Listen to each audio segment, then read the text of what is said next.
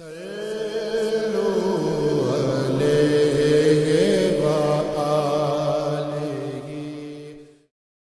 سے یحییٰ بن صالح نے بیان کیا، کہا ہم سے فلیح بن سلیمان نے، وہ سعید بن حارث سے، کہا ہم نے جابر بن عبداللہ سے ایک کپڑے میں نماز پڑھنے کے بارے میں پوچھا تو آپ نے فرمایا کہ میں نبی کریم صلی اللہ علیہ وسلم کے ساتھ ایک سفر غزوہ بوات میں گیا۔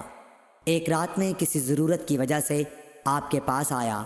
میں نے دیکھا کہ آپ صلی اللہ علیہ وسلم نماز میں مشغول ہیں۔ اس وقت میرے بدن پر صرف ایک ہی کپڑا تھا، اس لیے میں نے اسے لپیٹ لیا اور آپ کے بازو میں ہو کر میں بھی نماز میں شریک ہو گیا۔ جب آپ نماز سے فارغ ہوئے تو دریافت فرمایا، جابر اس رات کے وقت کیسے آئے؟ میں نے آپ صلی اللہ علیہ وسلم سے اپنی ضرورت کے متعلق کہا۔ جب میں فارغ ہو گیا تو آپ نے پوچھا کہ یہ تم نے کیا لپیٹ رکھا تھا جسے میں نے دیکھا؟ میں نے عرض کی کہ ایک ہی کپڑا تھا، اس طرح نہ لپیٹتا تو کیا کرتا؟ آپ صلی اللہ علیہ وسلم نے فرمایا کہ اگر وہ کشادہ ہو تو اسے اچھی طرح لپیٹ لیا کر، اور اگر تنگ ہو تو اس کو تہبند کے طور پر باندھ لیا کر۔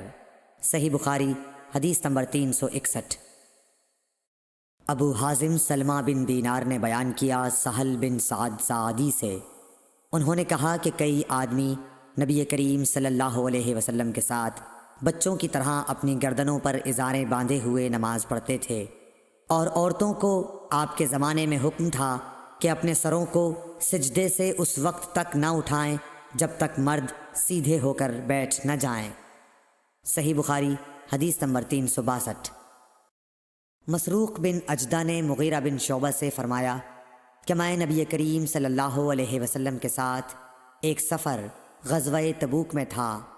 آپ نے ایک موقع پر فرمایا، مغیرہ پانی کی چھاگل اٹھا لے۔ میں نے اسے اٹھا لیا، پھر رسول اللہ صلی اللہ علیہ وسلم چلے اور میری نظروں سے چھپ گئے۔ آپ نے قضائے حاجت کی۔ اس وقت آپ شامی جبہ پہنے ہوئے تھے۔ آپ ہاتھ کھولنے کے لیے آستین اوپر چڑھانی چاہتے تھے، لیکن وہ تنگ تھی، اس لیے آستین کے اندر سے ہاتھ باہر نکالا۔ میں نے آپ کے ہاتھوں پر پانی ڈالا۔ آپ صلی اللہ علیہ وسلم نے نماز کے وضو کی طرح وضو کیا اور اپنے خفین پر مسح کیا، پھر نماز پڑھی۔ صحیح بخاری حدیث نمبر 363۔ عمرو بن دینار نے جابر بن عبداللہ انصاری رضی اللہ تعالیٰ عنہ سے سنا، وہ بیان کرتے تھے کہ رسول اللہ صلی اللہ علیہ وسلم نبوت سے پہلے کعبے کے لیے قریش کے ساتھ پتھر ڈھو رہے تھے۔ اس وقت آپ تہبند باندھے ہوئے تھے۔ آپ صلی اللہ علیہ وسلم کے چچا عباس نے کہا کہ بھتیجے کیوں نہیں تم تہبند کھول لیتے اور اسے پتھر کے نیچے اپنے کاندھے پر رکھ لیتے تاکہ تم پر آسانی ہو جائے۔ حضرت جابر نے کہا کہ آپ صلی اللہ علیہ وسلم نے تہبند کھول لیا اور کاندھے پر رکھ لیا، اسی وقت غشی کھا کر گر پڑے۔ اس کے بعد آپ صلی اللہ علیہ وسلم کبھی ننگے نہیں دیکھے گئے۔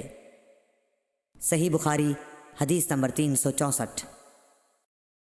حضرت ابو ہریرہ رضی اللہ تعالی عنہ نے فرمایا کہ ایک شخص نبی صلی اللہ علیہ وسلم کے سامنے کھڑا ہوا اور اس نے صرف ایک کپڑا پہن کر نماز پڑھنے کے بارے میں سوال کیا۔ آپ صلی اللہ علیہ وسلم نے فرمایا کہ کیا تم سبھی لوگوں کے پاس 2 کپڑے ہو سکتے ہیں؟ پھر یہی مسئلہ حضرت عمر رضی اللہ تعالیٰ عنہ سے ایک شخص نے پوچھا تو انہوں نے کہا، جب اللہ تعالیٰ نے ہمیں فراغت دی ہے تو تم بھی فراغت کے ساتھ رہو۔ آدمی کو چاہیے کہ نماز میں اپنے کپڑے اکٹھا کر لے۔ کوئی آدمی تہبند اور چادر میں نماز پڑھے، کوئی تہبند اور قمیص، کوئی تہبند اور قبا میں، کوئی پاجامہ اور چادر میں، کوئی پاجامہ اور قمیص میں، کوئی پاجامہ اور قبا میں، کوئی جانگھیا اور قبا میں، کوئی جانگھیا اور قمیص میں نماز پڑھے۔ ابو ہریرہ رضی اللہ تعالیٰ عنہ نے کہا کہ مجھے یاد آتا ہے کہ آپ نے یہ بھی کہا کہ کوئی جانگھیا اور چادر میں نماز پڑھے۔ صحیح بخاری حدیث نمبر 365۔ ابن عمر رضی اللہ تعالیٰ عنہ نے فرمایا کہ رسول اللہ صلی اللہ علیہ وسلم سے ایک آدمی نے پوچھا کہ احرام باندھنے والے کو کیا پہننا چاہیے، تو آپ نے فرمایا کہ نہ قمیص پہنے، نہ پاجامہ، نہ باران کوٹ، اور نہ ایسا کپڑا جس میں زعفران لگا ہوا ہو، اور نہ ورس لگا ہوا کپڑا۔ پھر اگر کسی شخص کو جوتیاں نہ ملیں جن میں پاؤں کھلا رہتا ہو، وہ موزے کاٹ کر پہن لے تاکہ وہ ٹخنوں سے نیچے ہو جائیں۔ اور ابن ابی ذئب نے اس حدیث کو نافع سے بھی روایت کیا، انہوں نے ایسا ہی حضرت صلی اللہ علیہ وسلم سے بھی روایت کیا ہے۔ صحیح بخاری حدیث نمبر 366۔ عبید اللہ بن عبداللہ بن عتبہ نے ابو سعید خدری سے روایت کیا ہے کہ نبی کریم صلی اللہ علیہ وسلم نے سما کی طرح کپڑا بدن پر لپیٹ لینے سے منع فرمایا، اور اس سے بھی منع فرمایا کہ آدمی ایک کپڑے پر اجتبا کرے اور اس کی شرمگاہ پر علیحدہ کوئی دوسرا کپڑا نہ ہو۔ صحیح بخاری حدیث نمبر 367۔ اعرج ابو ہریرہ رضی اللہ تعالیٰ عنہ سے نقل کرتے ہیں کہ نبی کریم صلی اللہ علیہ وسلم نے 2 طرح کی بیع و فروخت سے منع فرمایا، ایک تو چھونے کی بیع سے، دوسرے پھینکنے کی بیع سے، اور اشتمال السما سے جس کا بیان اوپر گزرا، اور ایک کپڑے میں گوٹ مار کر بیٹھنے سے۔ صحیح بخاری حدیث نمبر 368۔ حمید بن عبد الرحمن بن عوف نے خبر دی کہ حضرت ابو ہریرہ رضی اللہ تعالیٰ عنہ نے فرمایا کہ اس حج کے موقع پر مجھے حضرت ابو بکر نے یوم نحر ذی الحج کی 10ویں تاریخ میں اعلان کرنے والوں کے ساتھ بھیجا، تاکہ ہم منا میں اس بات کا اعلان کر دیں کہ اس سال کے بعد کوئی مشرک حج نہیں کر سکتا اور کوئی شخص ننگے ہو کر بیت اللہ کا طواف نہیں کر سکتا۔ حمید بن عبد الرحمن نے کہا، اس کے بعد رسول اللہ صلی اللہ علیہ وسلم نے حضرت علی رضی اللہ تعالیٰ عنہ کو حضرت ابو بکر کے پیچھے بھیجا اور انہیں حکم دیا کہ وہ سورہ برت پڑھ کر سنا دیں اور اس کے مضامین کا عام اعلان کر دیں۔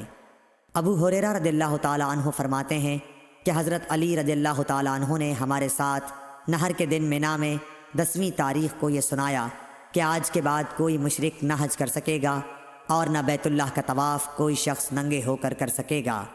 صحیح بخاری حدیث نمبر 369۔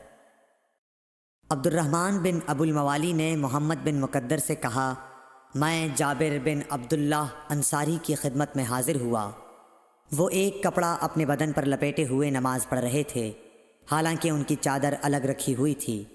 جب آپ نماز سے فارغ ہوئے تو ہم نے کہا، اے ابو عبداللہ، آپ کی چادر رکھی ہوئی ہے اور آپ اسے اوڑھے بغیر نماز پڑھ رہے ہیں۔ انہوں نے فرمایا، میں نے چاہا کہ تم جیسے جاہل لوگ مجھے اس طرح نماز پڑھتے دیکھ لیں، میں نے بھی نبی صلی اللہ علیہ وسلم کو اسی طرح ایک کپڑے میں نماز پڑھتے دیکھا تھا۔ صحیح بخاری حدیث نمبر 370۔